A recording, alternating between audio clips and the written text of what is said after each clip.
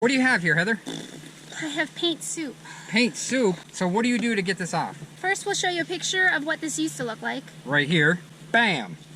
And then I will show you the citrus stuff that we've used to remove all this paint off of this dresser. That's what we have on the top of this dresser. Oh my, I'm stepping all in this crap. Oh.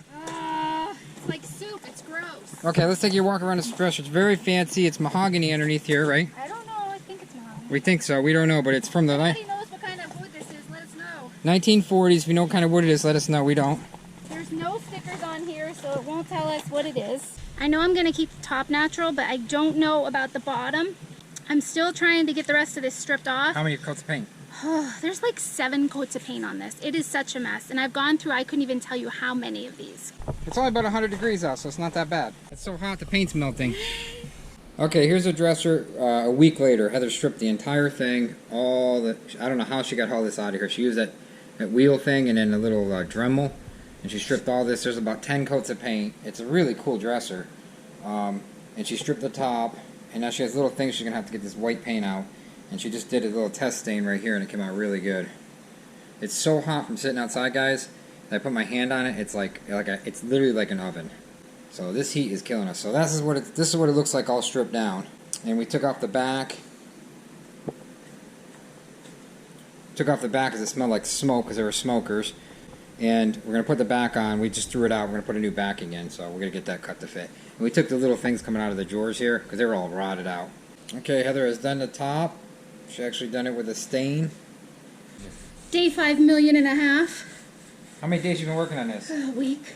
If you're going to get a dresser to redo, look for one that doesn't have a million bajillion layers of paint. The only reason why I chose to go with this one is because I loved it and it's for me.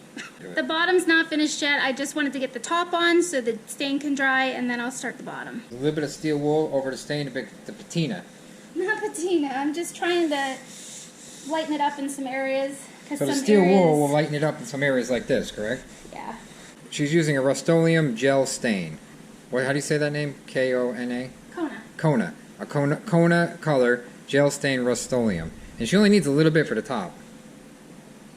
While it was outside, I put a layer of Mod Podge over this right here so that it helps adhere and seal the wood here.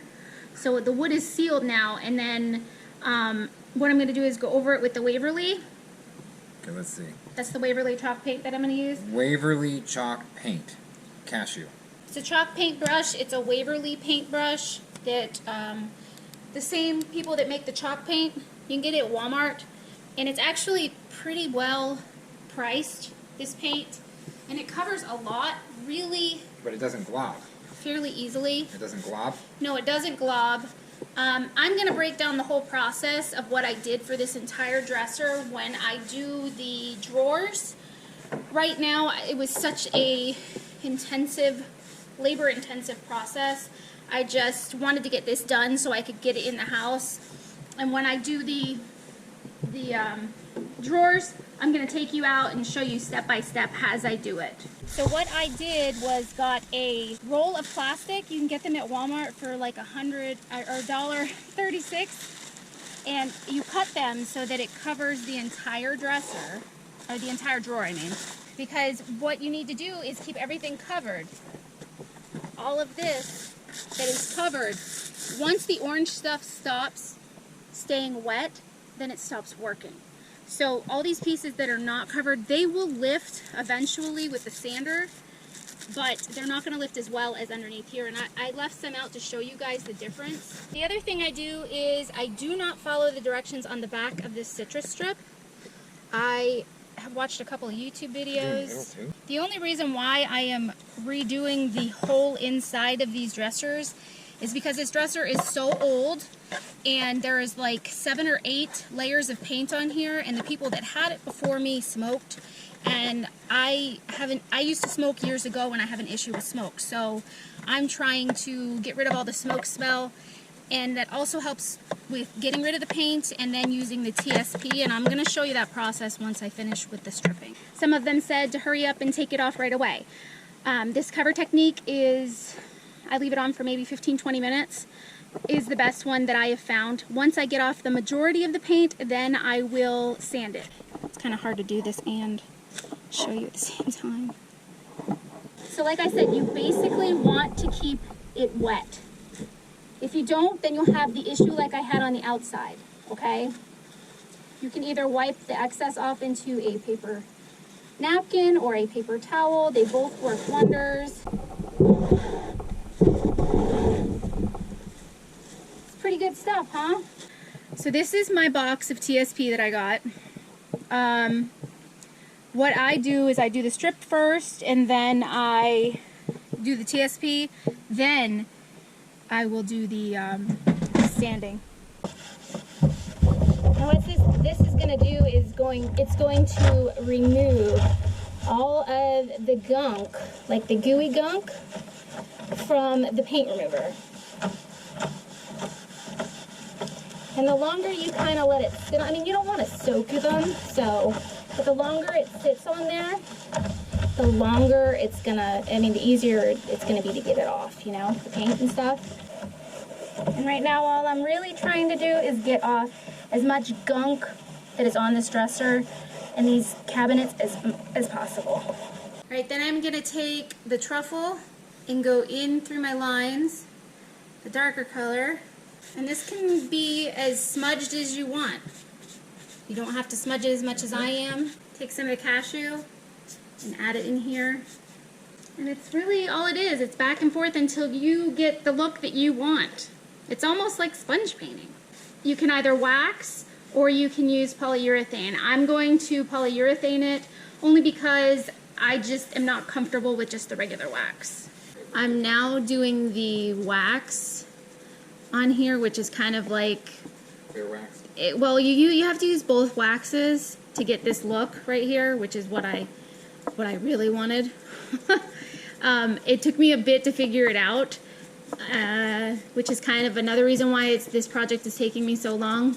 But I'm going to show you how I got it. So what you want to do is after you've sanded the entire piece, you want to go back with clear wax. It needs to stay wet. Then you take your little swoopy, you know, like stampy kind of guy, and then you put it in the darker wax. I know it looks really scary right now, but trust me, it'll look better in a minute. Buff off any areas that you don't want it on. You basically kind of add and subtract the wax from the sides that you want. I'm back. Did you miss me? I'm back a million days later. I have no idea. It's been way too hot outside, so I haven't been able to work on too many of the drawers. I did get 4 of them done, and Ross and I decided that we were going to do the 4 in the middle with the same stain as we did on the top. So this is kind of what I have so far. Down here had more of like a reddish tint to it, and I really like that, so I wanted to keep those colors. So what I did was I went over it with Mod Podge, which you could probably see up here that it's not taking as much of the stain. And then I went over it with sandpaper so that I was able to get it darker, but I wanted to be able to keep some of the red there because I wasn't able to keep the red up here. So I like the red look. I like how it's nice and dark, but I like the red look. Again, it's just the Waverly dark wax. I put it on. You can use a rag, you can use paper towels. I use paper towels. This is going to be my second coat. Now I've already taken everything off of the dresser, the paint, I've TSP'd it and sanded it and used like steel wool on it. Now see, there's a couple of like dark spots and things like that, and it's probably just the wood, but an OCD person probably should never refinish a dresser. Anyways, I am just sealing this real quickly, and then I will move on to the paint side. Well, I have no idea what number day this is that I've been working on this dresser. I am going to keep the handles, the original hardware, except for one, in the middle, I'm gonna get some new knobs because the ones that we have, we're missing one on the bottom and I'm really not a fan of it. So we're gonna get new knobs. These ones we're gonna keep. I do have to clean them better than they are, and I'm using Brasso for that. And then I have to use a ager on them so that they look like this. Otherwise, they turn out super bright, and it just doesn't go with the dresser. It's like the never-ending dresser. There was a lot of work, and honestly, there is still more work inside those drawers.